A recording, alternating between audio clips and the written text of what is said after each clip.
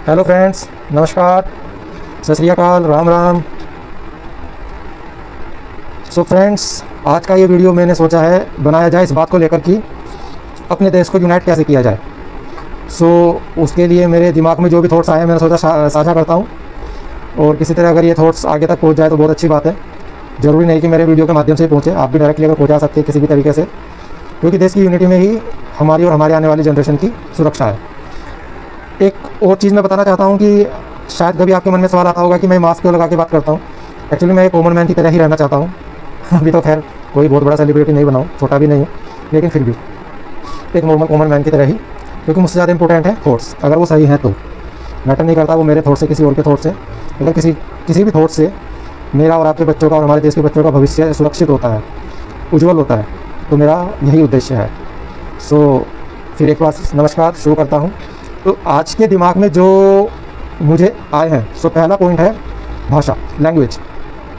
हम सब ने नोटिस किया होगा कि प्राइवेट स्कूल में हमारे बच्चों को जर्मन, फ्रेंच लैंग्वेज सिखाई जा रही है। मैं तो इसके फेवर में नहीं हूँ। मुझे नहीं समझ में आता कि हम अपने बच्चों को जर्मन और फ्रेंच सिखा रहे हैं, कि हम सबके बच्चे जर्मन में और फ्रेंच में जाकर फ्रांस में जाकर जॉब करेंगे क्या? अगर आप देखो तो हमारे बच्चों को जॉब करने कहाँ पूरे भारत में जाना पड़ रहा है, तो हम अपने देश की भाषा क्यों नहीं सिखाते? हम अपने बच्चों को तमिल, तेलुगु, मराठी, मलयालम, कन्नड़, बंगाली, असमीज़, पंजाबी, ये वाले ऑप्शन क्यों नहीं दे रहे? तो मेरा जो सब आज के वीडियो का टॉपिक है वो है जानो अपना देश, KYC। जैसे बैंक्स कराते हैं ना KYC, know your customers, I want to say know your country. हमारे देश के लिए भी KYC बहुत ज़रूरी है, हमारे बच्चों के लिए जानो अपना देश।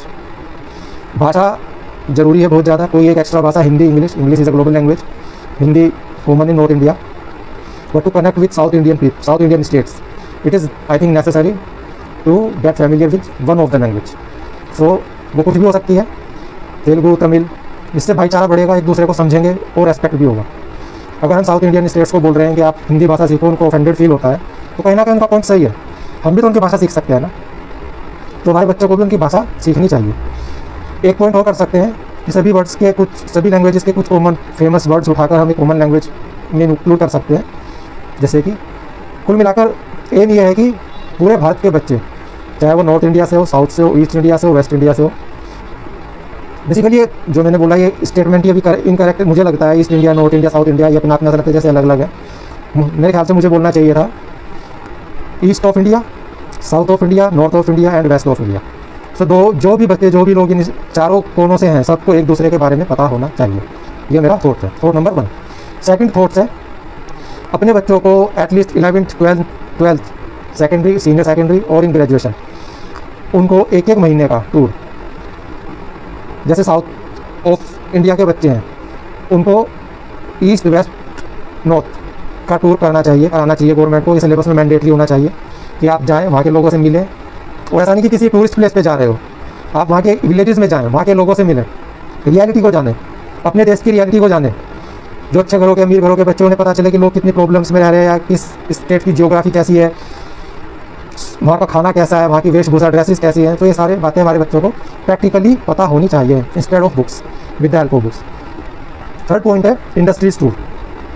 आई think this part is also very important, because बच्चों को 9th 10th के बाद ये इंडस्ट्रीज टूर जरूर कराने शुरू कर देने चाहिए, सो दैट कि वो 11th 12th तक पास करते करते उन्हें एक अपनी लाइफ का एक विज़न और एम मिल जाए कि देश कैसे चलता है, देश में कैसे काम होता है।